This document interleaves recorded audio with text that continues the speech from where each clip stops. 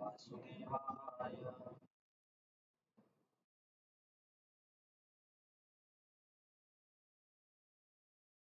ओम नमो भगवते वासुदेवाय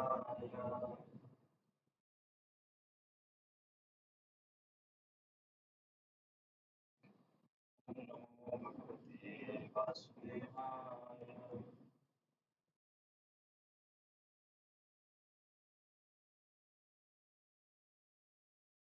हरे कृष्ण. आपण गीतेच्या 6व्या अध्यायात बघतोय. मागच्या वेळेस जेव्हा आपण क्लास बंद केले तेव्हा आपण श्लोक नंबर 23 पर्यंत आलो होतो. तर आजपासून आपण या श्लोकांचं वाचन एकत्र करूया.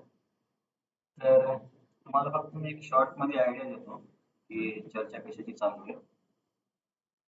बघा, एक जीव जो आहे भगवंतांचा अंश म्हणून भगवंत गीतेच्या 15व्या अध्यायात सांगतात, ममेव अंशो जीव लोके जीवभूत सनातन. परंतु हा जीव जेव्हा भगवंतांना विसरतो आणि स्वतंत्रपणे इंद्रिय भोग करण्याची इच्छा करतो, तेव्हा भगवंतांचीच एक शक्ती आहे, तिचं नाव आहे अविद्या.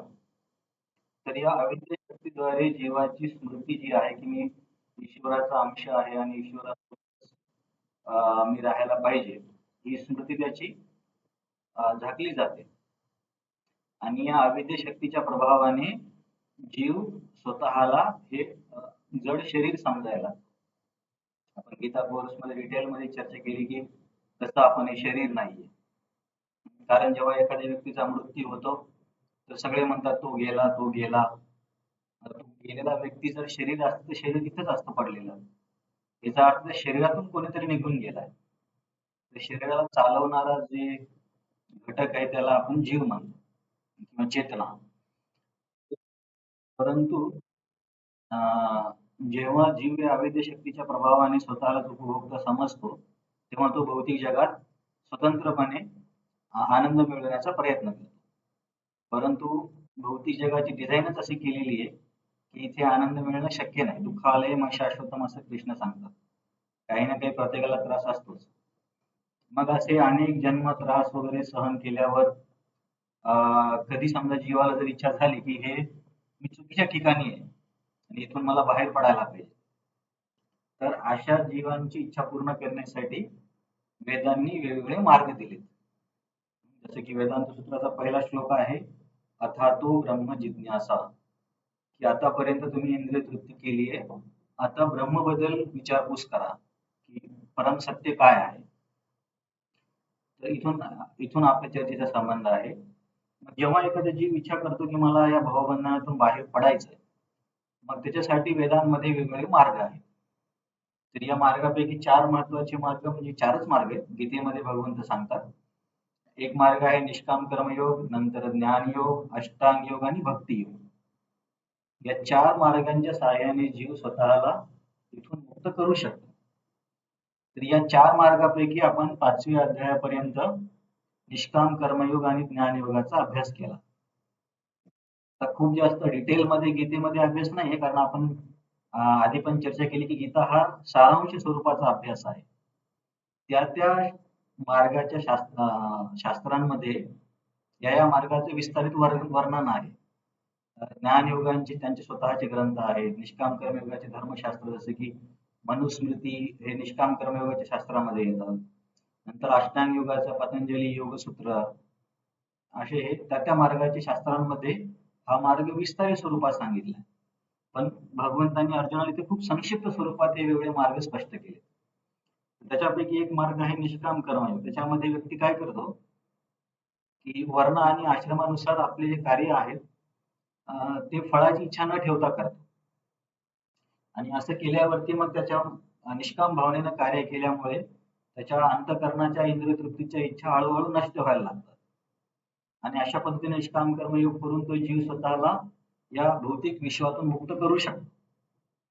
परंतु त्याच्याद्वारे त्याला अधिकाधिक म्हटलं तर निर्विशेष मोक्षाची प्राप्ती होईल किंवा ब्रह्मज्योतीची प्राप्ती होईल.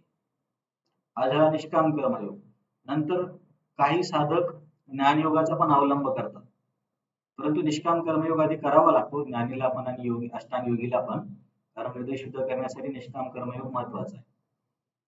तर मग समजा हृदय शुद्ध झाल्यावर त्याची जर इच्छा झाली की मला ज्ञानयोगाचा मार्ग घ्यायचा आहे, तर तो ज्ञानयोगाच्या शास्त्राचा अभ्यास करून ज्ञानयोगाची शास्त्र करेल, साधना करेल आणि या साधनेच्या साहाय्याने तो मोक्ष प्राप्ती करू शकतो, ती पण ब्रह्मज्योतीची निर्विशेष मोक्ष प्राप्ती. किंवा एखाद्या व्यक्तीने ठरवले की मला अष्टांग योग साधना करायची, हृदय शुद्ध झाल्यावरती. मग जसं की आपण रामदेव बाबाचा योग वगैरे बघतो, जसं की कपालभाती, प्राणायाम, चक्रासन, मकरासन. मी योगा कोर्स काही दिवस अटेंड केला, ते म्हणत होते की जवळपास 10 लाख योगासनं आहेत, अनंत अशी योगासनं आहेत. तर ह्या अष्टांग योगामध्ये हे आसन एकच अंग आहे. अष्टांग म्हणजे 8 वेगळ्या गोष्टी आहेत, त्याच्यापैकी एक भाग आहे असा व्यायाम. तर या साधनेच्या साहाय्याने पण जीव स्वतःला या भवबंधनातून मुक्त करू शकतो. आणि सर्वात चांगला आणि सोपा मार्ग आहे भक्तीचा. कारण इतर मार्गामध्ये हृदय शुद्ध असावं लागतं, व्यक्ती वर्णाश्रमामध्ये असावा लागतो, बरेच नियम आहेत. जसे की अष्टांग योगासाठी पूर्ण ब्रह्मचर्य लागतं, गृहस्थ आश्रमामध्ये अष्टांग योग करणं शक्य नाही. तर भक्ती हा मार्ग सर्वांसाठी हे सोपा आहे. तर हे झाले मोक्ष प्राप्तीचे 4 मार्ग: निष्काम कर्मयोग, ज्ञानयोग, अष्टांग योग आणि भक्ती योग. आतापर्यंत आपण निष्काम कर्मयोग आणि ज्ञानयोगाची माहिती बघितली, जेवढी काही भगवंतांनी अर्जुनाला सांगितली. तर 6व्या अध्यायामध्ये आपण अष्टांग योगाची माहिती बघतोय की अष्टांग योगाने पण व्यक्ती मोक्ष प्राप्त करू शकतो. कारण 5व्या अध्यायाच्या शेवटच्या म्हणजे 27 आणि 28 श्लोकामध्ये कृष्ण सांगतात, अर्जुन, हा जो मोक्ष ज्ञानयोगाने किंवा निष्काम कर्मयोगाने मिळाला, तोच मोक्ष अष्टांग योगाने पण शक्य आहे. मग हे त्या 5व्या आणि 6व्या अध्यायामधलं कनेक्शन आहे. मग 6व्या अध्यायामध्ये कृष्ण सांगतात की पहिल्या श्लोकामध्ये खरा योगी आणि खरा संन्यासी कोण आहे, योग आणि संन्यास सारखाच आहे. मग श्लोक नंबर 3 आणि 4 मध्ये सांगतात की या अष्टांग योगीला पण सुरुवातीच्या स्तरावरती निष्काम कर्मयोग करावा लागतो. हे आपण आधी पण बघितले. भक्ती सोडून मार्गामध्ये यांना निष्काम कर्मयोग करावाच लागतो, कारण त्याशिवाय हृदय शुद्ध होणार नाही. परंतु तो साधक जेव्हा प्रगत स्तरावर जातो, मग तो निष्काम कर्मयोगाचा त्याग करतो आणि पूर्णपणे अष्टांग योगाची साधना करतो. तर मग अशा सिद्ध व्यक्तीचं वर्णन 4थ्या श्लोकात आहे. योगारूढ कोणाला म्हणायचं. श्लोक नंबर 5 आणि 6 मध्ये कृष्ण अष्टांग योगाच्या साधनेमध्ये मन नियंत्रणाला खूप महत्व आहे. तर या मन नियंत्रणाबद्दल 2 श्लोकात बोलतात. तर अधिक मन नियंत्रणाचे वर्णन त्या योगाचे शास्त्रामध्ये असणारच आहे. जसं की ज्ञानयोगाचं वर्णन आणि अष्टांग योगाचं थोडंसं वर्णन भागवतामध्ये पण आहे. 3ऱ्या स्कंदामध्ये कपिल देव त्यांच्या आईला सांगतात अष्टांग योग आणि ज्ञानयोग. आणि 2ऱ्या स्कंदामध्ये पण जर तुम्हाला आठवत असेल, तिथे आपण आसक्त आणि अनासक्त योगीचा प्रवास बघितला होता, की जो एक योगी अनासक्त आहे तो परमात्मा ध्यान करून सद्य मुक्ती प्राप्त करतो, आणि जो योगी आणखी त्याच्या मनामध्ये थोड्याशा काही इच्छा आहेत, तर मग तो विराट रूपाचं ध्यान करतो आणि वेगवेगळ्या ग्रहांवरती प्रवास करत करत तो पण मोक्ष प्राप्त करून घेतो, पण त्याला वेळ लागतो. तर थोडंसं भागवतामध्ये पण वर्णन आहे या मार्गांचं. तर या योग साधनेत सर्वात महत्वाचा जो केंद्रबिंदू आहे तो म्हणजे मनचं नियंत्रण. आणि मन नियंत्रण कसं महत्वाचं याच्याबद्दल कृष्ण 5 आणि 6 मध्ये सांगतात की अर्जुन, जर नियंत्रित मन असेल तर मित्रासारखं काम करतं, नाही तर व्यक्तीला शत्रूसारखं काम करतं. मग श्लोक नंबर 7, 8 आणि 9 मध्ये जेव्हा योगी प्रगत होतो, तेव्हा त्याच्या चरित्रामध्ये किंवा त्याच्या वागणुकीमध्ये काय लक्षणं बघायला मिळतात, त्याचं वर्णन आहे. नंतर श्लोक नंबर 11 पासून समोरच्या काही श्लोकामध्ये योग साधना सुरू करताना काय काय करायला पाहिजे याचं वर्णन कृष्ण करतात, की शुद्ध ठिकाणी जावं, तिथं आसन निर्माण करावं, शरीराला सरळ म्हणजे शरीराचा मधला भाग मान आणि डोकं एका सरळ दिशेत असलं पाहिजे. दोन्ही डोळे नाकाच्या टोकांवरती केंद्रित केले पाहिजे आणि मनाला इकडे तिकडे नाही जाऊ दिलं पाहिजे. अशा पद्धतीने हा व्यक्ती मग त्याची योग साधना करायला लागतो, हा अष्टांग योगी. मग अशा पद्धतीने योग साधना केल्यावर त्याला काय मिळतं, तर मत संस्थान. मत संस्थानचा इथे अर्थ आहे मोक्ष मिळतो. कारण आपण आताच चर्चा केली निष्काम कर्मयोग, ज्ञानयोग आणि अष्टांग तिन्हीनेही मोक्ष मिळतो. तर तिन्ही ठिकाणच्या वर्णनामध्ये आपण हे शब्द ऐकलेत. काही ठिकाणी परमपदम येतो, इथे मत संस्थान येतो, काही ठिकाणी ब्रह्मनिर्वाण असे शब्द येतो. तर या शब्दांचा अर्थ एकच आहे की त्या व्यक्तीला मोक्ष प्राप्त होतो. तर अष्टांग योगीला पण मोक्ष मिळतो हे 15 नंबरच्या श्लोकात सांगितलं. 16 आणि 17 मध्ये परत कृष्ण चर्चेला मागे घेतात आणि सांगतात की परंतु अष्टांग योगाची साधना करताना समतोल राखला पाहिजे. कोणत्याही गोष्टीचा अतिरेक करू नये, की जास्त झोप, कमी झोप, जास्त आहार, कमी आहार हे टाळलं पाहिजे. तर नियमितपणा असला पाहिजे तरच योगी व्यक्तीला त्याच्या मार्गामध्ये यश मिळवणं शक्य आहे. अशा व्यक्तीला कधी प्रगत झाला असं म्हणायचं की त्याचं मन हे नियमित आहे आणि सर्व इंद्रिय तृप्तींच्या इच्छापासून हा व्यक्ती आता मुक्त झालाय. कारण तो स्वतःच्या आत्मामध्येच आनंदाची प्राप्ती करतो. तर मग अशा व्यक्तीच्या चित्ताचं वर्णन 18 मध्ये तो व्यक्ती सांगितलाय. तो व्यक्ती म्हणजे अष्टांग योगी प्रगत स्तरावरचा. आणि 19 मध्ये त्या अष्टांग योगीच्या अंतःकरणाची किंवा मनाची जी स्थिती आहे त्याची तुलना एका दीपासोबत केली आहे. की हवा नसलेल्या ठिकाणी जर दीप जळत असेल तर त्याची वात एकदम स्थिर राहते. तशाच पद्धतीचं या अष्टांग योगीचं चित्त पण एकदम स्थिर राहतं. स्थिर राहतं म्हणजे इथे हवा काय आहे या उदाहरणामध्ये म्हणजे इंद्रिय तृप्तींच्या इच्छा. जसं की आपण एक समजा एखादा दिवा आहे आणि हवा नसणाऱ्या ठिकाणी जर ठेवला तर एकदम शांतपणे बिलकुल हालचाल न करता तो जळत राहतो.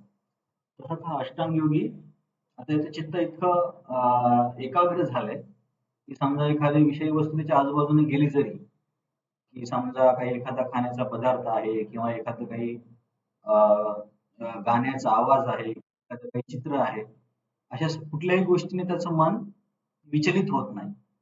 कारण या अष्टांग योगीचं मन आता एकदम त्या शांत ठिकाणी जळणाऱ्या दिव्यासारखं आहे. तर हा खूप प्रगतीचा खूप वरचा स्तर आहे अष्टांग योगामध्ये. तर आता इथून पुढे आपण आज अभ्यास करूया. तर या स्तरावरती आल्यावरती त्या व्यक्तीचा अनुभव कसा असतो? ते व्यक्ती म्हणण्यापेक्षा अष्टांग योगीचा ज्याने की हे प्राणायाम किंवा वेगवेगळ्या प्रकारचे आसनं केले आणि काही भक्तीचे अंग पण केले. हे सर्व करून त्याचं मन आता एकदम एकाग्र झालंय. तर आता त्याचा अनुभव कसा असतो किंवा त्याला कशाची प्राप्ती होते? समोरची प्रगती म्हणण्यापेक्षा इथे त्याला आनंदाची प्राप्ती कशी होते याचं वर्णन या पुढच्या 2 श्लोकामध्ये खूप छान केलंय. ते श्लोक आपण वाचूया कारण आपण इथे मागच्या वेळेस थांबलो होतो. माझ्या मागे तुम्ही रिपीट करा. यत्रो परमते चित्तम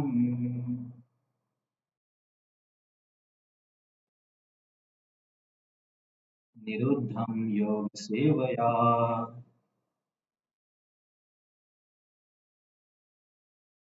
यत्र चैवात्मनात्मानं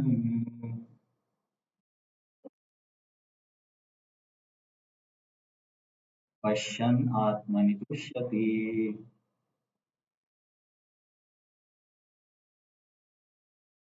सुखमात्यन्तिकं यत्तद्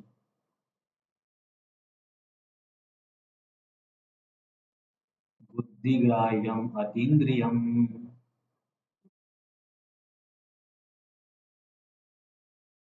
वेत्ति यत्र चैवायम्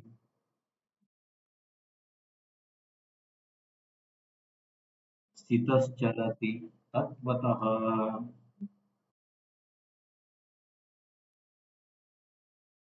यं लब्ध्वा चापरं लाभम्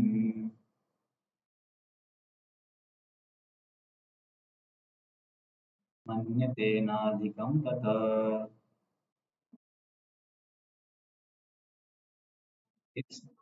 यस्मिन् स्थितो न दुःखेन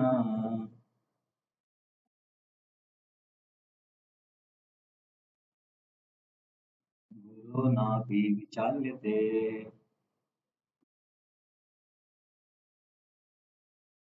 तं विद्या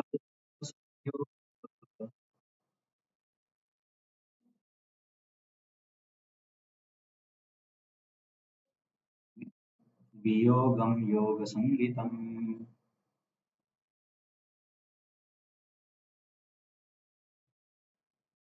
तर इथे आपण या अष्टांग योगीचं अं, सिद्धीच्या स्तरावरचं वर्णन बघत आहोत. एक मिनिट.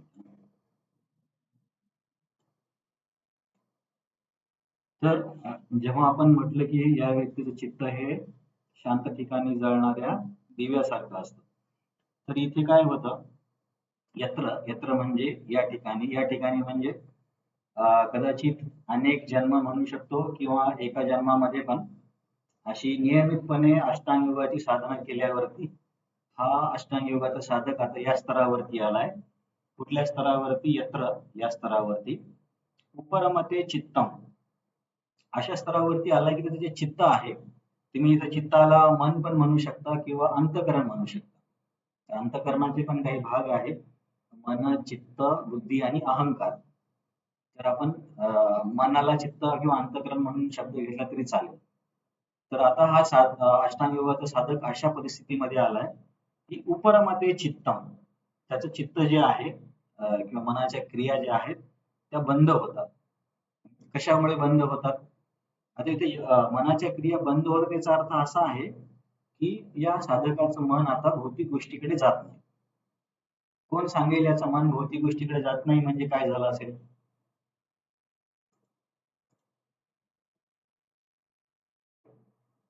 कृपा तू सांगते.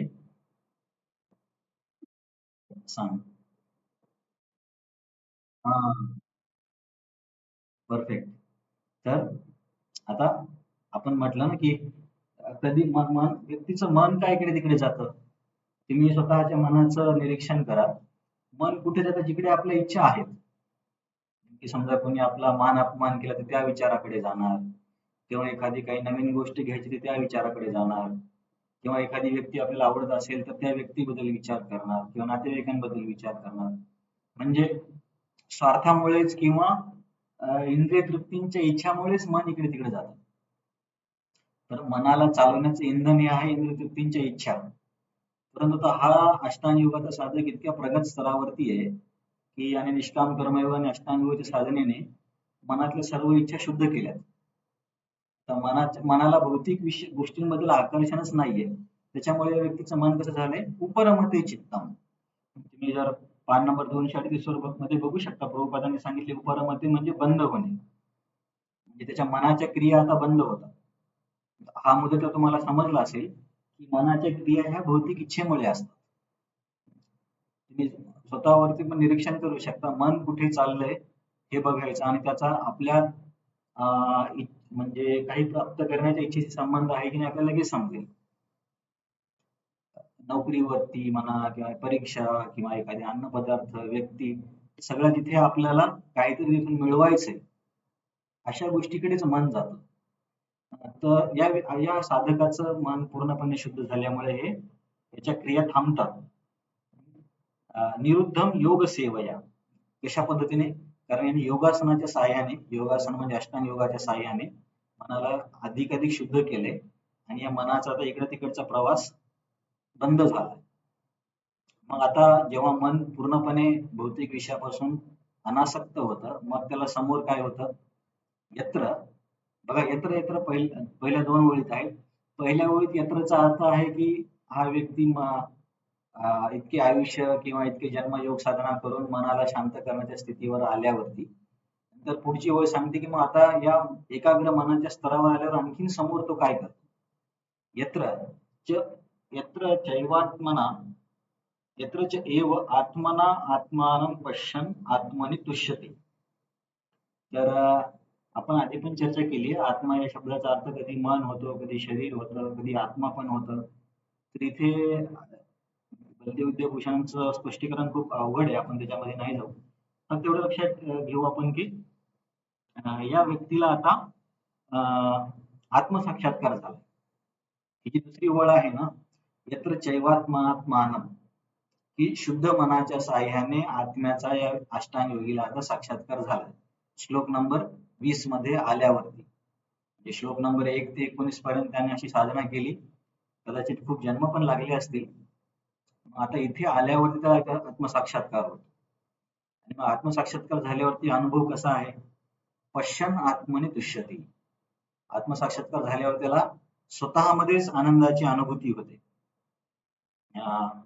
आणि जसं की आपण आधी पण चर्चा केली आहे की भगवंतांचा अंश असल्यामुळे जीव पण स्वतः आनंदाचाच आहे. जसे की आपण भगवंतांना म्हणतो सच्चिदानंद विग्रह, तसा जीव पण भगवंताचा अंश असल्यामुळे सच्चित आणि आनंद हे तिन्ही गुण जीवामध्ये आहेत. सत म्हणजे शाश्वत काळासाठी जिवंत राहणे, म्हणून तर आत्म्याला कधी मारता येत नाही. चित म्हणजे सगळं ज्ञान असणे आणि आनंद म्हणजे आनंदाने भरलेला असणे. तर हे आनंद हा जीवामध्येच आहे.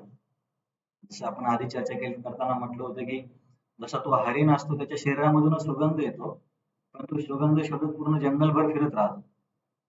तसंच आपल्या प्रत्येकामध्येच भगवंतांचा अंश असल्यामुळे साहजिक आनंद आहे, परंतु स्वतःला शरीर समजल्यामुळे आपण शरीराशी निगडीत गोष्टींमध्ये आनंद शोधण्याचा प्रयत्न करतो. जसे की खाद्यपदार्थ, कपडे किंवा एखादं गाणं किंवा एखादं निसर्गरम्य ठिकाण, या सगळ्या गोष्टींमध्ये आनंद शोधण्याचा आपण स्वतःला शरीर समजल्यामुळे प्रयत्न करतो. परंतु हा जो साष्टांग योगाचा साधक आहे, याचं मन तर आता बाहेर जाणं बंद झालंय आणि मी आत्मा आहे हा साक्षात्कार पण त्याला झाला. या साक्षात्कार झाल्यामुळे याला स्वतःमधूनच आनंदाची अनुभूती व्हायला लागते. तर त्या सुखाचं वर्णन पुढच्या ओळीत केले, श्लोक नंबर 21च्या पहिल्या ओळीत. कसं सुख मिळतं या व्यक्तीला? सुखम आत्यंतिकम यत्तत्, एकदम आत्यंतिक सुखाची प्राप्ती होते या व्यक्तीला. आत्यंतिक म्हणजे आत्यंतिकला प्रभुपादांनी काय दिलं? परम म्हणजे अत्यधिक प्रमाणामध्ये किंवा सर्वोच्च म्हणू शकतो आपण.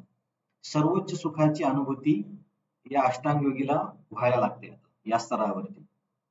आणि आत्यंतिकम यत्तत् बुद्धिग्राह्यम अतींद्रियम, आणि या आनंदाचा अनुभव तो दिव्य इंद्रियांनी करायला लागतो.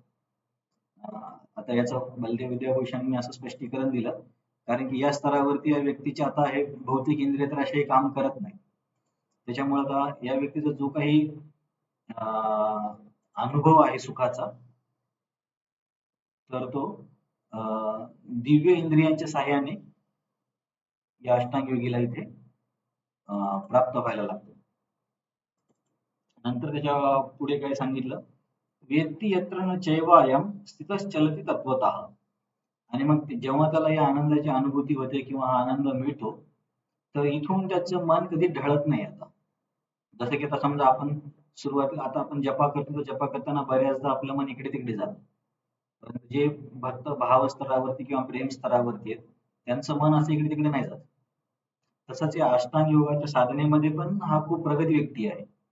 तर या सुखाची त्याला अनुभूती झाल्यावरती इथून त्याचं मन आता कुठेच विचलित होत नाही. वेत्ती यत्र न चैवायम स्थितः चलति तत्वतः. आणि मग मग या व्यक्तीला काय वाटायला लागतं हे भेटल्यावरती? यम लब्ध्वा चापरम लाभम. आता हे थोडे सोपे शब्द, पहिल्या 2 श्लोक तरी थोडेसे कठीण होते, पण हा श्लोक सोपा आहे, 22 आणि 23. यम लब्ध्वा च अपरम लाभम, की हा लाभ मिळाल्यावरती, हा लाभ म्हणजे आत्मसाक्षात्कार झाल्यावरती या योगीचा काय अनुभव? यम लब्ध्वाच्या अपरम लाभम मन्यते ना अधिकम ततः, की हा लाभ किंवा हा आत्मसाक्षात्कार कळल्यावरती या व्यक्तीला कळतं की याच्यापेक्षा अधिक काहीच नाही. जसं की आपण आता आपल्यासाठी हे सगळं थेरॉटिकल आहे किंवा पुस्तकी शब्द आहेत, की असं होतं तसं होतं, कारण आपल्याला हा आणखीन अनुभव नाहीये.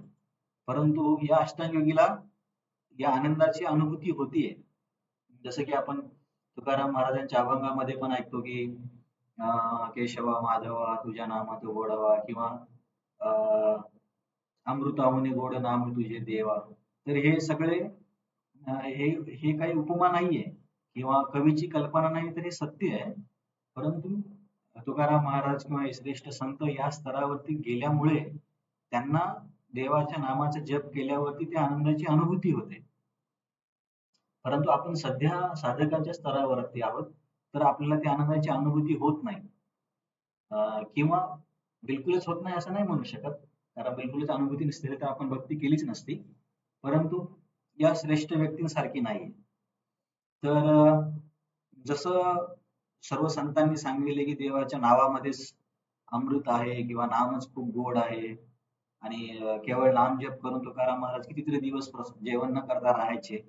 तर हे सर्व शक्य आहे. हे काही काल्पनिक गोष्टी नाहीयेत. परंतु हा खूप प्रगतीचा स्तर आहे.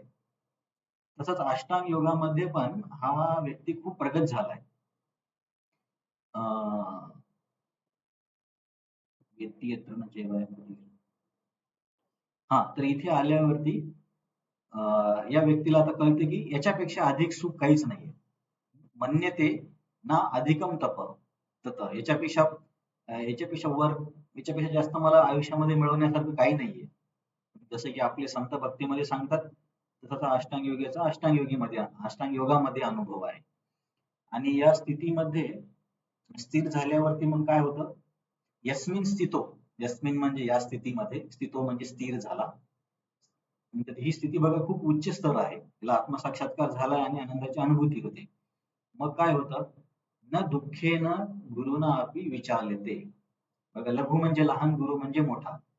दुःख, मोठं दुःख. तर जेव्हा हा अष्टांग योगी या आत्मसाक्षात्काराच्या स्तरावर जाऊन आनंदाची अनुभूती करतो, तर या स्तरावर त्याच्या आयुष्यामध्ये किती जरी मोठं दुःख आलं, प्रभुपाद त्यांचे तात्पर्य आणि आचार्य पण त्यांचे तात्पर्य सांगतात की जसं की समजा एखाद्या जवळच्या व्यक्तीचा मृत्यू होणे किंवा खूप मोठा आजार येणे किंवा खूप मोठं आर्थिक नुकसान होणं, जे काही संकट असतील, आता हे सगळे संकट आता अष्टांगयोगी तर परिवारात राहतच नाही, भक्ताच्या संदर्भात प्रभुपाद सांगतात. तर हा व्यक्ती इतक्या उच्च स्तरावरती आहे की आयुष्यात किती जरी मोठं संकट आले तरी तो आता इथून विचलित होत नाही. जसं की आपण पण बघतो, बऱ्याचदा लोक सत्संगाला येतात आणि सत्संग करतात, पण आयुष्यामध्ये नंतर काही जर वाईट घडलं की मग ते देवाला दोषारोप करतात की असं कसं काय आमच्या आयुष्यात झालं, आणि मग भक्ती सोडून देतात. याचा अर्थ काय की व्यक्ती आणखीन परिपक्व नाहीये. परिपक्व झालेल्या व्यक्तीचं वर्णन ब्रह्माजी 10व्या स्कंदामध्ये करतात. काय तो श्लोक आहे, तत्तेन कंपां सुसमीक्षमानो भुञ्जान एवात्मकृतं विपाकं विद्वा वपुभिर्विदधन् नमस्ते जीवेत यो मुक्तिपदे सदाय भाग. जेव्हा भक्त खूप प्रगती करतो, तेव्हा त्याच्या आयुष्यामध्ये काही दुःख जरी आलं तर तो असा विचार करतो की हे माझ्याच कर्माचं फळ आहे, आणि कुठल्याही परिस्थितीमध्ये तो त्याची साधना सोडून देत नाही. तर असं जर कठीण परिस्थितीमध्ये जर व्यक्ती स्थिर राहत असेल, याचा अर्थ त्याने खरंच प्रगती केली आहे. तर हा अष्टांग योगी आता खूप प्रगत असल्यामुळे त्याच्या आयुष्यात जरी मोठं संकट आलं तरी तो त्याच्या साधनेपासून ढळत नाही. तम विद्यात दुःख संयोगम. तर ही जी स्थिती आहे, म्हणजे आत्मसाक्षात्काराची, स्थिर होण्याची, तम विद्यात दुःख संयोग वियोगम. तर या स्थितीला योग असं म्हणा किंवा योग असं म्हणलं जातं. योग संगीतम जर तुम्ही बघाल तर प्रभुपादांनी काय दिलं, संयोग वियोगम योग संगीतम, योगस्थ समाधी म्हटले जाते. तर किंवा दुसऱ्या शब्दात सांगायचं तर हे श्लोक नंबर 20 ते 23 मध्ये अष्टांग योगाच्या सर्वोच्च स्तर म्हणजे समाधी स्तराचं वर्णन आहे. जसं आपल्या भक्तीमध्ये भाव आणि प्रेम सर्वोच्च स्तर आहे, तसे अष्टांग योगामध्ये समाधी हा सर्वोच्च स्तर आहे. तुम्हाला जर आठवत असेल, आपण आधी चर्चा केली होती, अष्टांगामध्ये 8 अंग आहेत: यम, नियम, आसन, प्राणायाम, प्रत्याहार, धारणा, ध्यान आणि समाधी. यम म्हणजे काय नाही करायचं, जसे की चोरी नाही केली पाहिजे, हिंसा नाही केली पाहिजे. नियम म्हणजे काय करायचं त्यांच्या साधनेमध्ये. नंतर यम नियम आसन. आसनामध्ये मग जसं मी तुम्हाला म्हणले की अनंत आसन आहेत. कुर्मासन, चक्रासन, मत्स्यासन, आणखी त्रिकोणासन, भरपूर आसन आहेत. म्हणजे सगळे आसन व्यक्ती करतो. नंतर प्राणायाम, साइड बाय साइड प्राणायाम पण करतो. म्हणजे श्वासाला किती मिनिटं आत घ्यायचं, किती मिनिट बाहेर सोडायचं, असं करत करत तो प्राणवायूच्या नियंत्रणाने मनाला नियंत्रित करतो. कारण शरीरामधल्या क्रिया पण वायूच्या सहाय्यानेच होतात. आपण आधी चर्चा केली होती की कुठला वायू कुठली गोष्ट नियंत्रित करतो. धनंजय वायूने व्यक्ती डोळे उघडतो. अपान, उदान, समान, पचनसाठीचे वायू आहेत, या सगळ्यांना नियंत्रित केल्यामुळे हा व्यक्ती मनाला नियंत्रित करू शकतो. यम, नियम, आसन, प्राणायाम, प्रत्याहार. प्रत्याहार म्हणजे हा विषय वस्तूंचा त्याग करतो. प्रत्याहाराच्या नंतर धारणा. धारणा म्हणजे काय की एखाद्या वस्तूचं चिंतन करणे. जसं भागवतामध्ये सांगितलं की भगवंतांच्या पूर्ण रूपाचे चिंतन करणे. परमात्माचं जे स्वरूप आहे, चतुर्भुज रूप आहे, कानामध्ये मकरकुंडला आहेत, 4 हातामध्ये 4 आयुध आहेत, अंगामध्ये पितांबर आहे. या वर्णनाचं तो व्यक्ती चिंतन करतो. ते आहे धारणा. त्याच्यानंतर ध्यान म्हणजे भागवतांच्या संदर्भानुसार भगवंतांच्या परमात्म्याच्या एका एका शरीराच्या अंगाचा अधिक विस्तारित चिंतन करतो. विस्तारित म्हणण्यापेक्षा पूर्ण फोटो बघण्यापेक्षा तो एका एका अंगावरती ध्यान केंद्रित करतो. मग असं केल्यावरती जो त्याला यश मिळतं, त्या यशाच्या स्तराचं नाव आहे समाधी. तर जसे समाधी हा 8वा भाग आहे किंवा सर्वोच्च स्तर आहे अष्टांग योगाचा. तर या सर्वोच्च स्तरावरती आल्यावरती तो अष्टांग योगी कसा असतो त्याचं वर्णन आपण या श्लोक नंबर 20 ते 23 मध्ये बघितलं. की समाधीच्या स्तरावर आल्यावरती काय होतं, यत्र उपरमते चित्तम, चित्त शांत होतं. यत्र उपरमते चित्तम निरुद्धम, योग सेवया, कशाने, योगाची साधना करून. यत्र चैवा आत्मनात्मानं पश्यन, की शुद्ध मनाच्या साह्याने आत्मसाक्षात्कार होतो. आत्मनी तुष्यती, आणि आत्मामध्ये तुष्टी किंवा समाधानाची, आनंदाची अनुभूती होते. आणि हा आनंद कसा असतो, सुखम आत्यंतिकम यत्त, आत्यंतिक सुख आहे. म्हणजे भौतिक जगामध्ये या आनंदाची आपण तुलनाच करू शकत नाही. समजा एखाद्या व्यक्तीला कधी कधी तुम्ही बघता की कधी कधी खूप जास्त आनंद होतो. समजा कोणाला काही एक्झाम मध्ये चांगला रँक आला, किंवा कुणाला काही घरी मुलगा वगैरे झाला, तर ही जी आनंदाची अनुभूती होते त्याच्या अनंत पटीने अत्यधिक आनंद एका क्षणामध्ये योगीला मिळाला. आणि मग हा आनंद तो कशाच्या सहाय्याने अनुभवतो, यत्तत बुद्धिग्राह्यम अतींद्रियम, दिव्य इंद्रियांच्या सहाय्याने हा योगी आनंदाचा अनुभव करायला. आणि मग आता या स्तरावरती आल्यावर व्यक्ती यत्र न चैवायम स्थितश्चलती तत्वतः, इथून तो आता हे होत नाही, काय होत नाही, काय म्हणतील आपण, पतित होत नाही म्हणू शकतो, किंवा त्याच्या स्तरावरून बदलत नाही. एक मिनिट. आणि मग त्याची म्हणजे मानसिक स्थिती काय आहे, यम लब्ध्वा चापरम लाभ, मला हा लाभ मिळालाय, च्या अपरम लाभम, याच्यापेक्षा मोठा लाभ काहीच नाहीये. जसं मी तुम्हाला म्हटलं की आता आपल्याला समजत नाही की हरे कृष्ण महामंत्रामध्ये एवढा आनंद आहे, पण जेव्हा मन शुद्ध होईल तेव्हा, आता हे अनुभवण्यासारखी गोष्ट आहे, आपण एकमेकांना शिकून ही गोष्ट नाही सांगू शकत. तसं आहे, योगी व्यक्तीला अनुभव होतो की त्याच्यापेक्षा अधिक सुख काहीच नाहीये.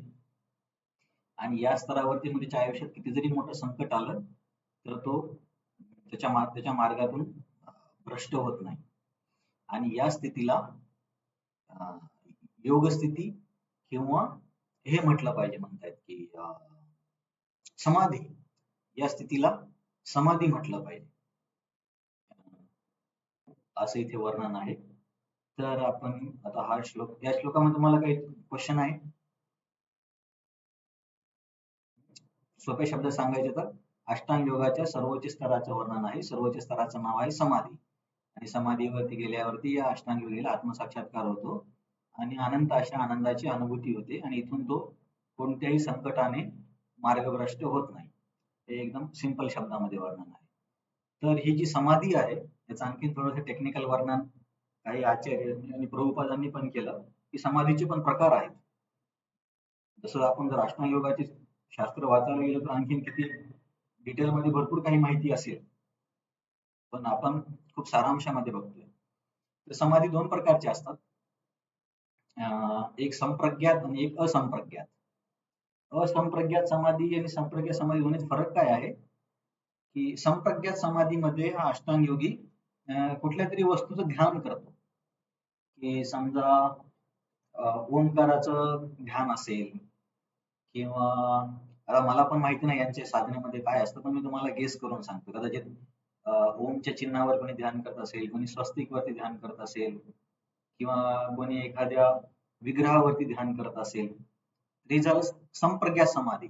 संप्रज्ञात समाधीमध्ये काहीतरी वस्तू असते, आणि जर ती वस्तू स्थूल असेल तर त्याला सवितर्क म्हणायचं. जसं की समजा स्थूल वस्तूला आपण काय म्हणू, समजा ओमकाराचं त्याने एखाद्या पानावरती ओम ड्रॉ केला त्याने समजा पेंटिंग करून, आणि तो ओम आपल्या रूम मध्ये लावून त्याच्यावरती ध्यान करतो, तर ती झाली संप्रज्ञात सवितर्क समाधी. परंतु जर त्याच ओमला त्याने कुठे ड्रॉ न करता केवळ मनामध्ये ते चिंतन करत असेल ओमकाराचं, ओमचं चिन्ह आपल्या सर्वांना माहिती आहे, त्याने बाहेर कुठे ते चिन्ह बनवलं नाहीये, तर याला म्हणायचं सविचार संप्रज्ञात समाधी. ठीक आहे, नाही लक्षात राहिलं तरी चालेल. आणि असंप्रज्ञात समाधी म्हणजे तिथे काही स्थूल किंवा सूक्ष्म अशी काही वस्तू नसते. तर या श्लोकांमध्ये असंप्रज्ञात समाधीचं वर्णन आहे असं म्हणतात. एक मिनिट, कोणाचा क्वेश्चन आहे का? येस प्रिया माताजी.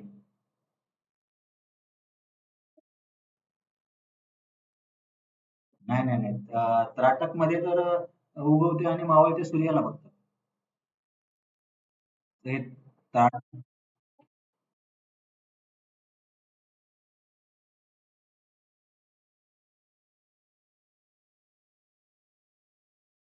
हा मग आता मला पण माहिती नाहीये अष्टांग योगामध्ये काय करतात.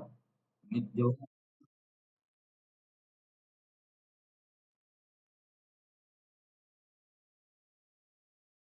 हा,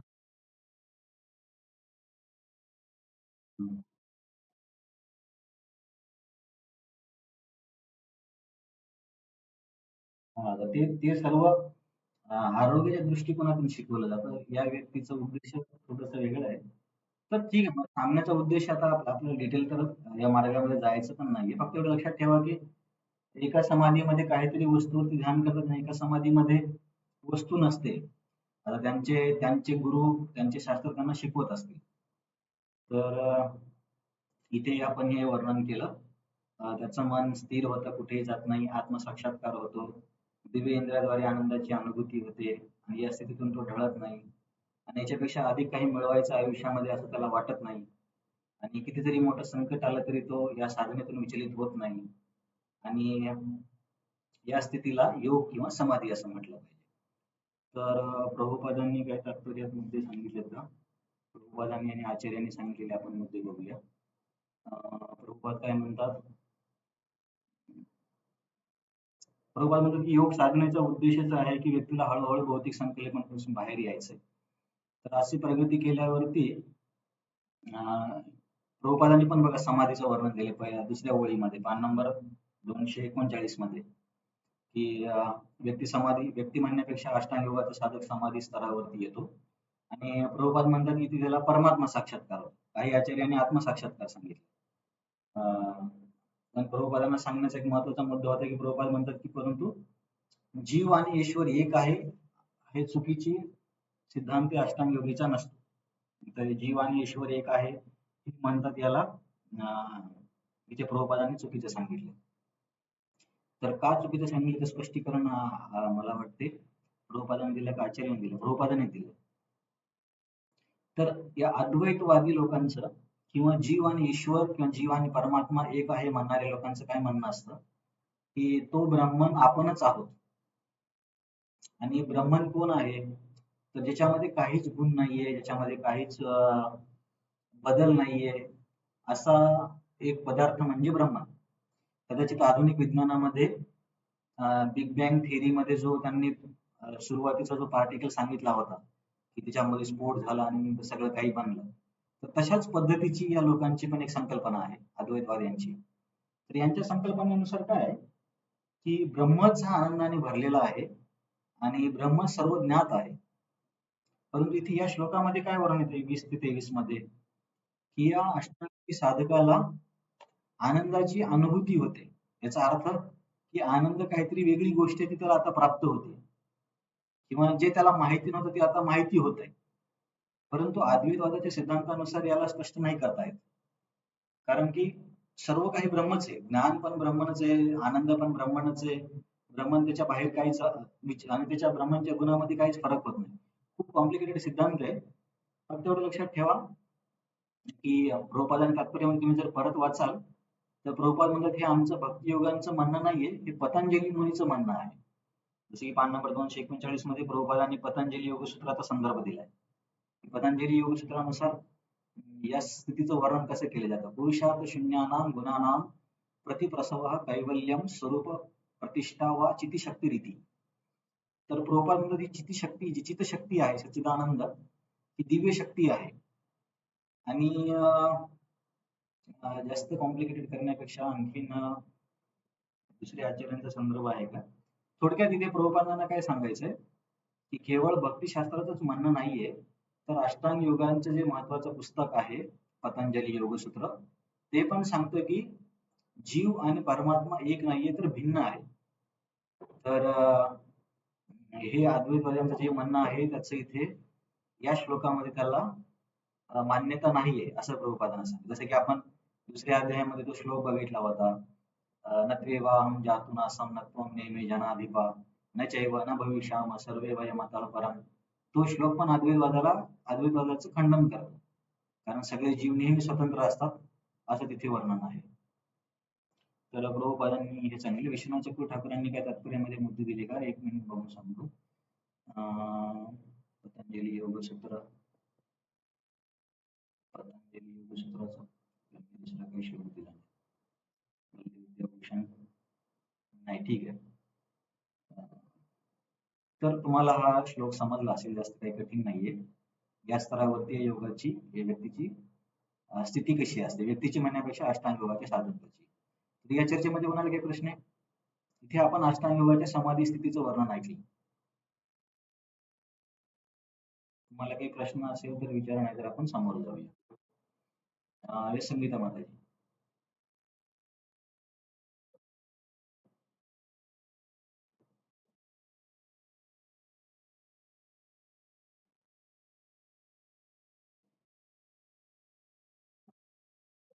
भक्तीसाठी सर्वश्रेष्ठ पुस्तक भागवतम आहे. आणि गौडी संप्रदायामध्ये खास करून आचार्यांनी भक्तिरसामृत सिंधू पण खूप महत्वाचं पुस्तक, परंतु आपलं मुख्य पुस्तक श्रीमद भागवतम आहे. तसं बघायला गेलं तर जे शब्दशः अनंत पुस्तक असल्यासारखे, जसं की समजा भागवतम आहे, भागवतम वरती विश्वनाथ चक्रवर्ती ठाकूरांची टिप्पणी आहे, जीव गोस्वामींची आहे, सनातन गोस्वामीची आहे, श्रीधर स्वामीची आहे. 12 आचार्यांनी भागवतामध्ये टिप्पणी दिली. नंतर भक्तिरसामृत सिंधू रूप गोस्वामींनी लिहिलंय. रूप गोस्वामीच्या भक्तिरसामृत सिंधूवरती विश्वनाथ चक्रवर्ती ठाकूरांनी पण टिप्पणी दिली आहे, जीव गोस्वामींनी टिप्पणी दिली आहे, प्रभुपादांनी पण पुस्तक लिहिलंय. नंतर उपदेशामृत रूप गोस्वामींचं पुस्तक आहे, ते पण महत्वाचं आहे. नंतर ईशोपनिषद महत्वाचं आहे.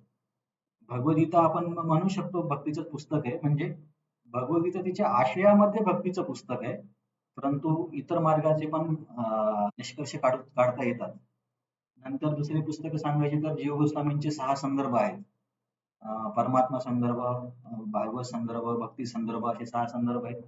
नंतर रघुनाथदास गोस्वामींचं एक पुस्तक आहे मनशिक्षा.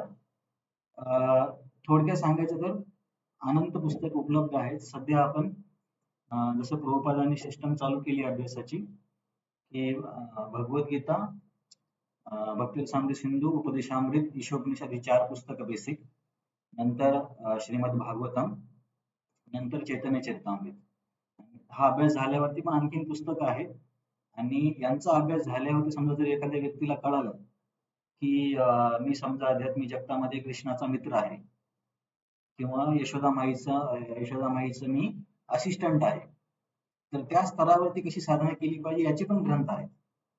परंतु तशा पुस्तकांमध्ये सध्या आपण नाही जायला पाहिजे. सांगण्याचा उद्देश माझा आहे की सुरुवातीला 4 पुस्तकं, नंतर भागवतम, नंतर चैतन्य चरितामृत, नंतर आचार्यांचे पुस्तक आपण वाचू शकतो.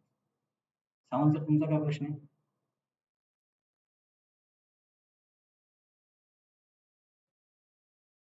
हा, श्रीधर स्वामी अद्वैत आहेत असं म्हणतात, परंतु चैतन्य महाप्रभू म्हणायचे की श्रीधर स्वामींनी बाह्यात्कार दृष्टिकोनातून अद्वैतवादासारखे बोलले, परंतु त्यांचे अंतरंग अर्थ सगळे द्वैतचेच आहेत.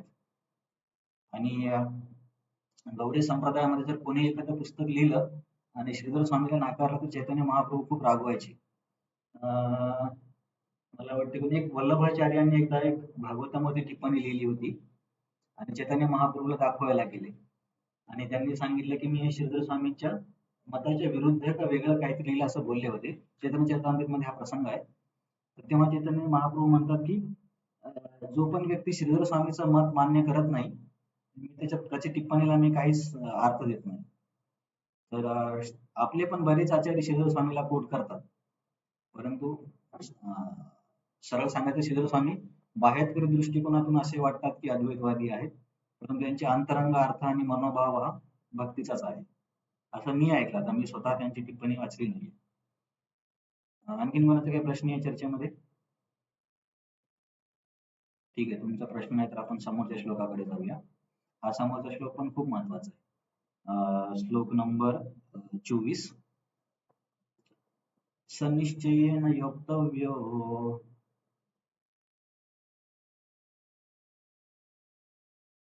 योगो निर्विण्ण चेतसा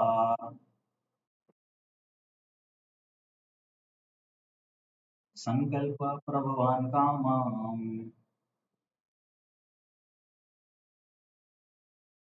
त्यक्त्वा सर्वान् शेषतः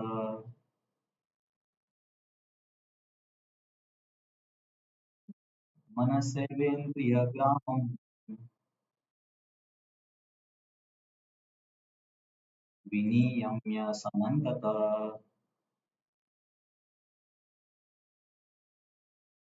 तर हा श्लोक पण खूप महत्वाचा आहे. म्हणजे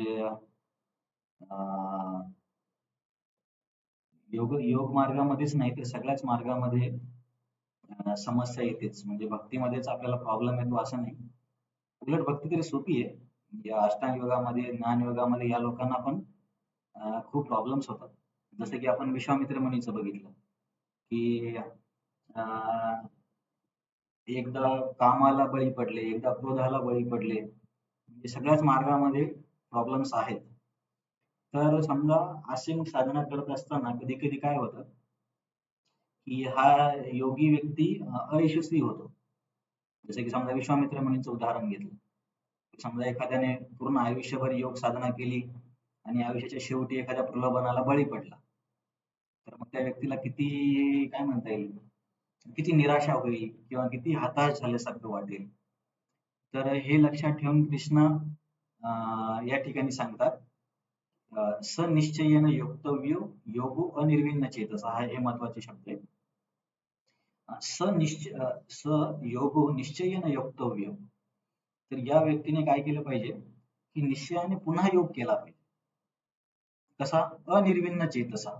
निर्विण्णचा इथं अर्थ असेल काय दिले प्रभुपादांनी, विचलित न होता. परंतु आचार्यांनी सांगितले की निर्विण्णचा अर्थ आहे निराश न होता. ही अष्टांग योगाची साधना करताना पण या साधकाला अपयश येऊ शकतं. त्याच्यामुळे जसे की भक्तीमध्ये पण कृष्ण उद्धव गीतेमध्ये उद्धवाला हेच सांगतात की तो काय श्लोक आहे,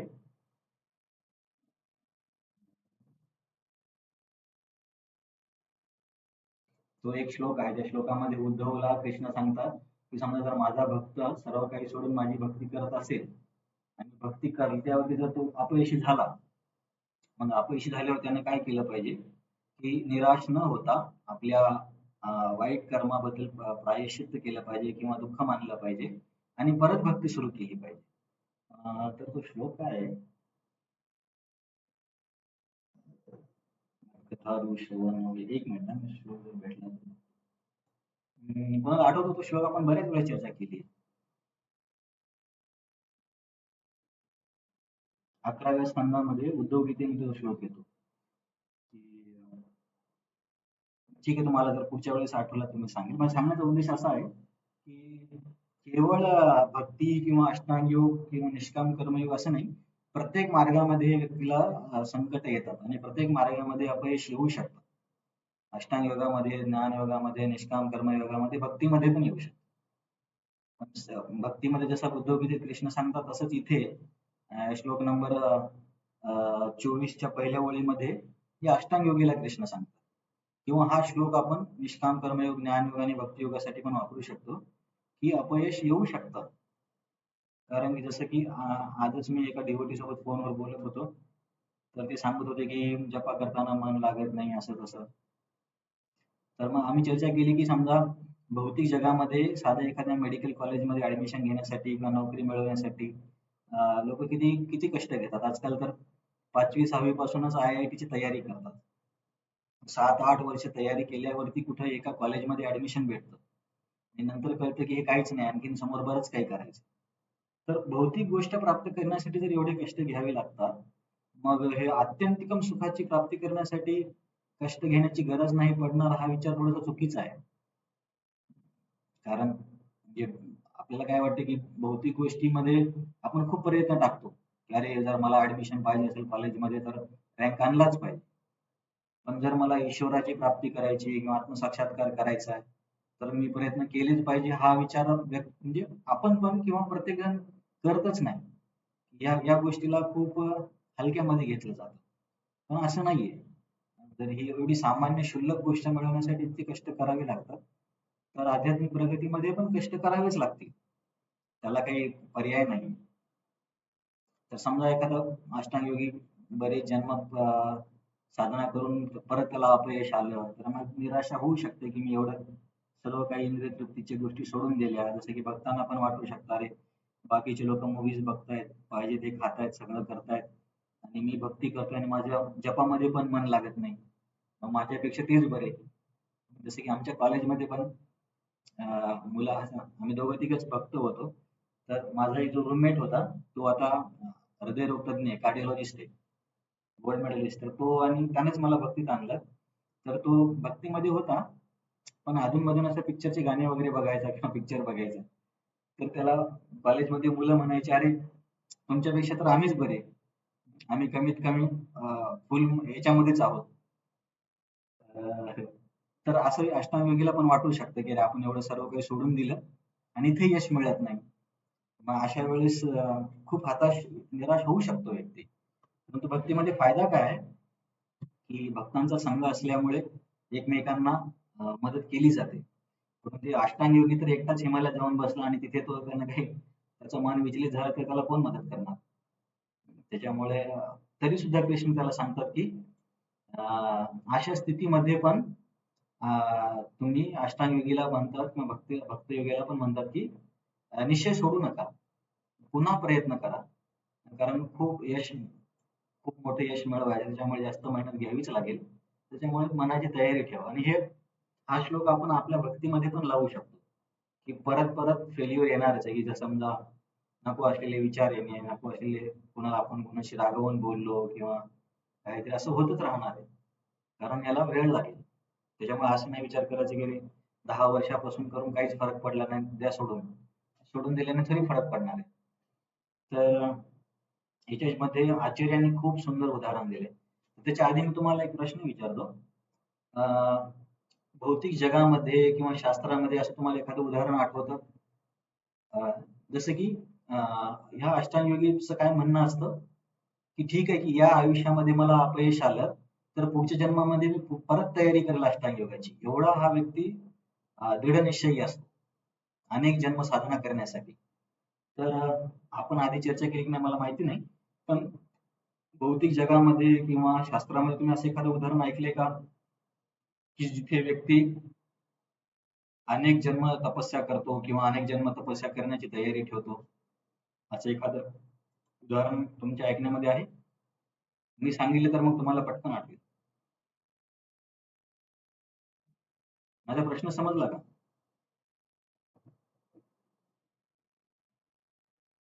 हो की नाही? समजला ना? मी काय म्हणतोय की इथे अष्टांग योगीला जरी अपयश आलं तरी त्याचा असा निश्चय असतो की ठीक आहे, या जन्मामध्ये माझ्याच्याने नाही झालं योगामध्ये समाधी प्राप्त, तर मी पुढच्या जन्मात आणखीन प्रयत्न करेल आणि नक्कीच समाधी मिळवेल.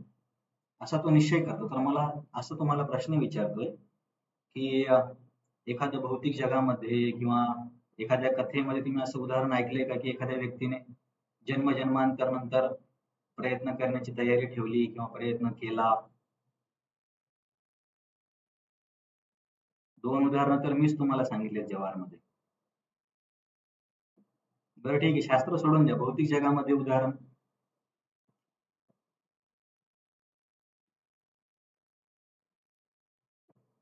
हे सावंत सर.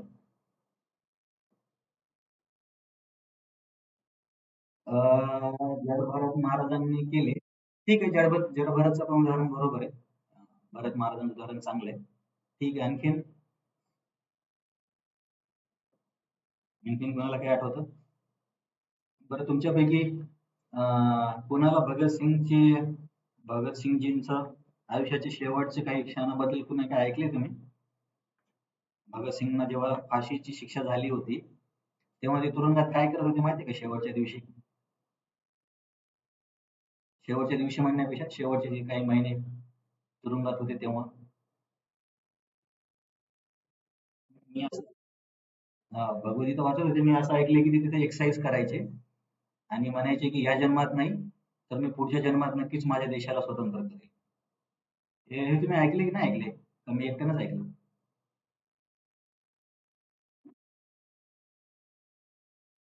हा, नास्तिक असतील पण ते त्यांचा निश्चयाचा आपला प्रश्न चालू आहे.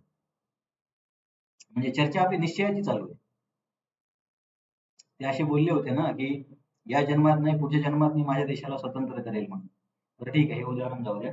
तुम्हाला शास्त्रातून दुसरं उदाहरण सांगतो. भौतिक उदाहरण आहे. शिखंडीचं उदाहरण माहिती आहे? शिखंडीनी शिखंडी भीष्माला मारण्यासाठी बघा, आठवलं ना? अंबा, त्या जन्मामध्ये अंबा असते पण भीष्म, हा, मग तिला भीष्माचा खूप राग येतो आणि तिला भीष्माला मारण्यासाठी ती परत जन्म घेऊन येते. म्हणजे दृढनिश्चय किती मोठा आहे बघा. म्हणजे कारण तर खूप भौतिकवादी आहे. दुसऱ्याला मारण्यासाठी परत जन्म घेणं म्हणजे हे एकदम कनिष्ठ प्रकारची गोष्ट आहे.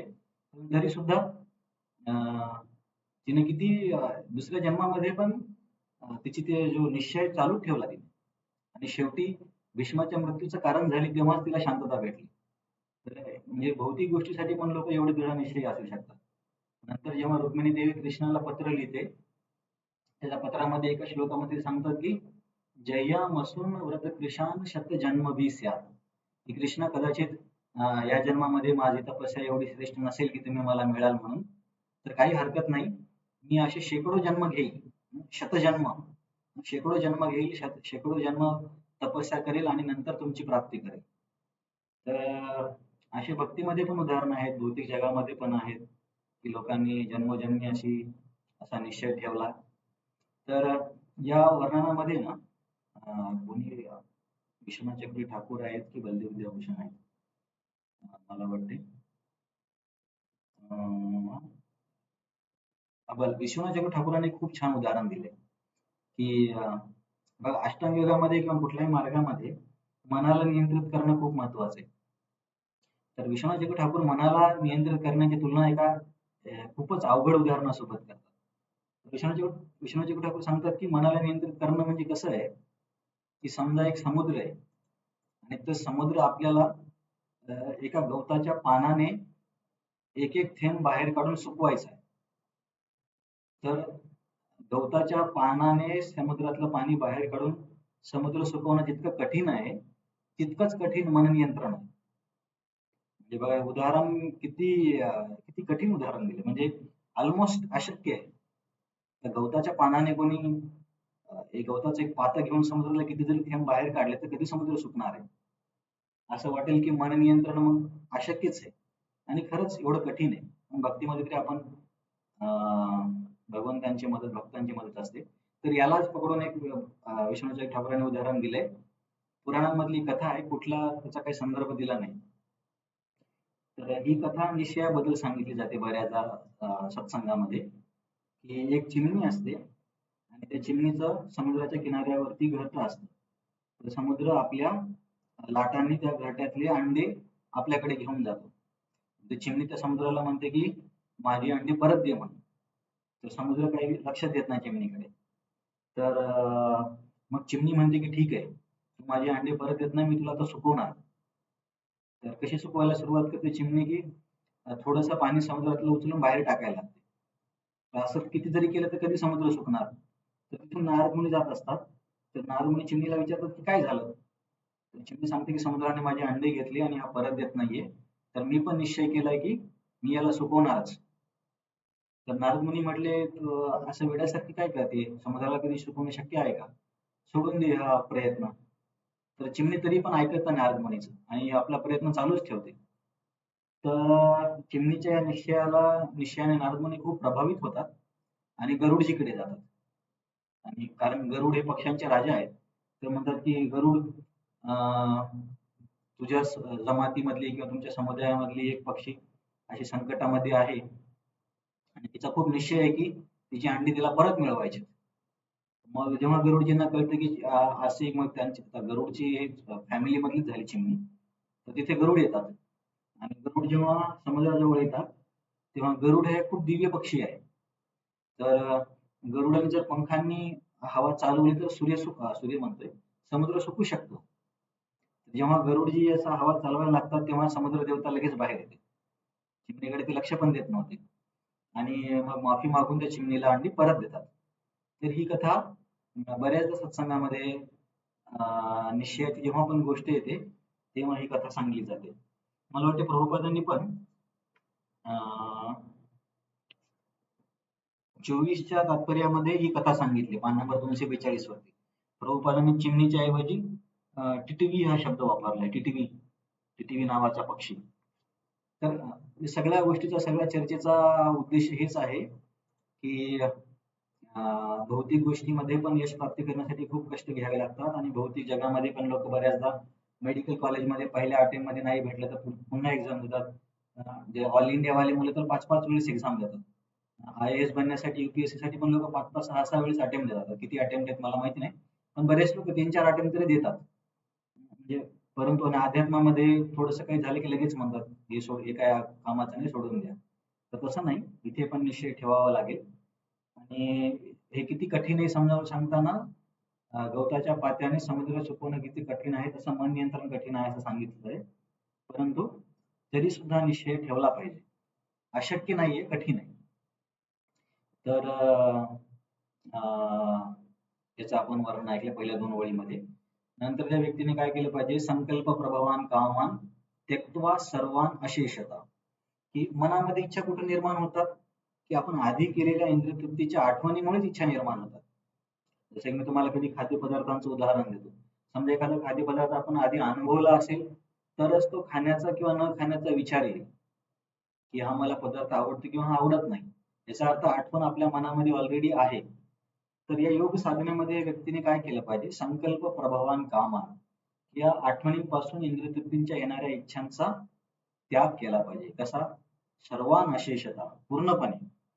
पूर्णपणे या सगळ्या इच्छांचा त्याग केला पाहिजे. मनसेंद्रिय ग्रामम विनियम्य समंतत. आणि मन आणि इंद्रिय सगळ्यांना सर्व बाजूने नियंत्रित करण्याचा प्रयत्न या योगीने करावा. तर प्रभुपादांनी तात्पर्यामध्ये पान नंबर 241 मध्ये रूप उपदेशामृत मधला एक श्लोक सांगितलाय. उत्साहात निश्चयात धैर्यात, की भक्तीमध्ये उत्साह पण असला पाहिजे, निश्चय पण असला पाहिजे आणि धैर्य पण असलं पाहिजे. समजा एखाद्या व्यक्ती भक्तीमध्ये आला पण उत्साहच नाहीये, की सत्संगाला चला तर उद्या जाऊ किंवा वाचन करा तर नंतर करू, श्रवण करा तर करू, असं केल्यानं कसं काय होणार? उत्साह असला पाहिजे जप करण्यामध्ये, वाचन करण्यामध्ये. राधानाथ महाराज म्हणतात, महाराजांना एका व्यक्तीने, एका भक्ताने विचारलं, महाराज मग समजा उत्साह नसेल तर काय करायचं? महाराज मधले मग उत्साह असण्याचं नाटक करायचं, मला उत्साह आहे.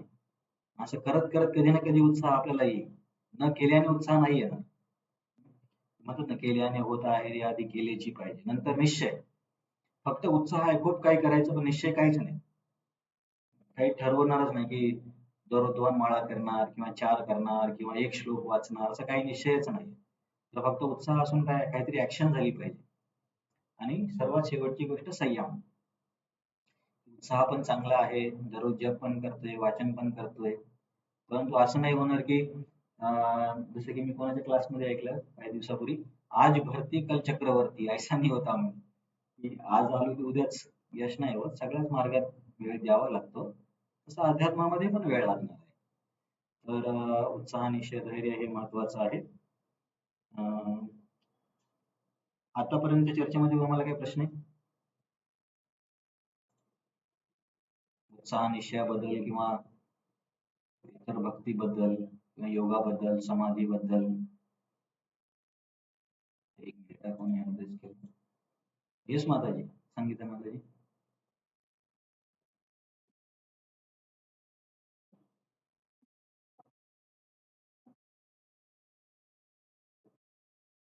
हम्म.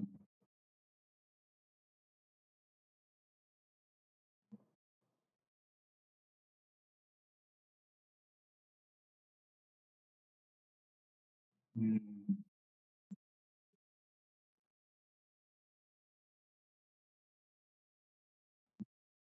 बरोबर आहे.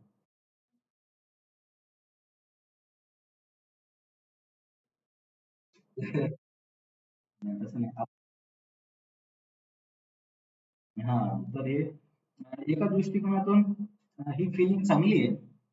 कमीत कमी आपल्याला याचा असं वाटतं, याचा अर्थ आपण त्याच्याबद्दल सिरियस आहोत. म्हणजे एखाद्या गोष्टीबद्दल आपल्याला कधी वाईट वाटेल, समजा एखादा मुलगा आहे, त्याला अभ्यास न केल्याबद्दल वाईट वाटतं, याचा अर्थ तो अभ्यासाबद्दल सिरियस आहे. एखाद्याला काही पडलीच नाही, की पास झालो काय नापास झालो, याचा अर्थ तो त्याला अभ्यासात काही रुची नाही. तर पहिली गोष्ट एक पॉझिटिव्ह फिलिंग आहे.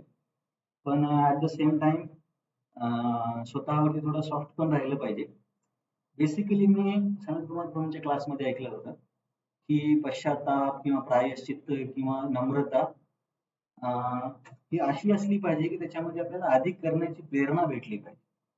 की असं नाही की पश्चाताप करून आपण आहे ते पण सोडून देतो. म्हणजे पहिला पॉइंट असा आहे की ही चांगली फिलिंग आहे. दुसरा मुद्दा असा आहे की त्याने पुन्हा सुरुवात करावी लागणार, कारण मला तो श्लोक आठवत नाही, पुढच्या वेळेस तुम्हाला सांगेल. कृष्ण पण म्हणतात की असं होणारच आहे. त्याला एकच उपाय आहे की परत सुरुवात करावी लागेल. आणि कदाचित आपली भगवद्गीता झाल्यावरती एक आणखी खूप सुंदर पुस्तक आहे छोटंसं, विश्वनाथ चक्रवर्ती ठाकूरांचं पुस्तक आहे माधुर्य कादंबिनी म्हणून. तुम्ही जर कधी वेळ भेटला, कधी कुठे असेल तर वाचू शकता. तर या माधुर्य कादंबिनी ग्रंथा पुस्तकामध्ये विश्वनाथ चक्रवर्ती ठाकूर या सगळ्या स्टेपचं वर्णन करतात, की जेव्हा एकदम सुरुवातीला भक्त भक्तीत येतो, तर त्याचं जे स्तर असतं त्याला म्हणतात उत्साहमय, की तो एकदम उत्साहामध्ये खूप जपा करायला लागतो, सगळ्यांना प्रभूजी सगळ्यांना माताजी बोलतो. नंतर काही दिवसांनी एकदमच 64 माळा करणार. काही दिवसांनी अशी त्याची स्तर येते की विषय संहार, की त्याला मग कळतं की की बापरे, मग इंद्रिय नियंत्रण करणं एवढं सोपं नाहीये. मग परत तो माळा सोडून देतो. तर हा एक वेगळं पुस्तक आहे, याच्यावरती आपण कधी अभ्यास करूया. तर हे केवळ तुमच्या सोबतच होतं असं नाहीये. जर विश्वनाथ चक्रवर्ती ठाकूरांनी असं पुस्तक लिहिलं याचा अर्थ सगळ्यांसोबतच असं होतं. ऍटलीस्ट माझ्यासोबत तरी होतं, मी सांगू शकतो. तर असं झाल्यावरती आपण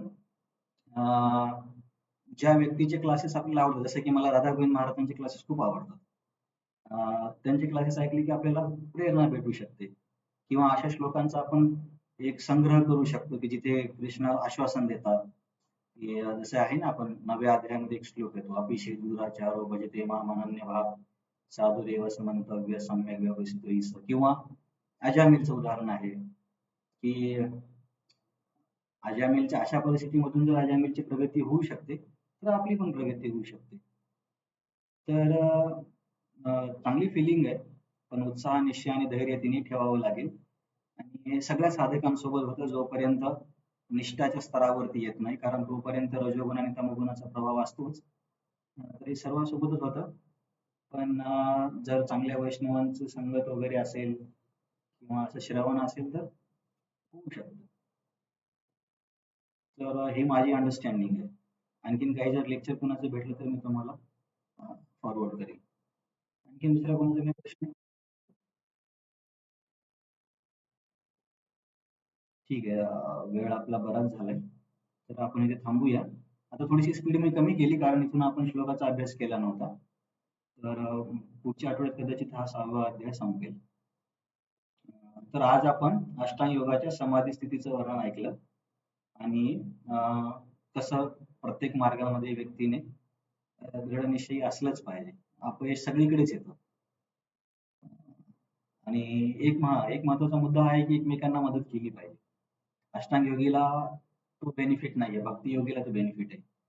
की असं नाही की दुसरा व्यक्ती भक्तीमध्ये मागे जातोय म्हणून अरे बरं झालं, असं नाही व्हायला पाहिजे.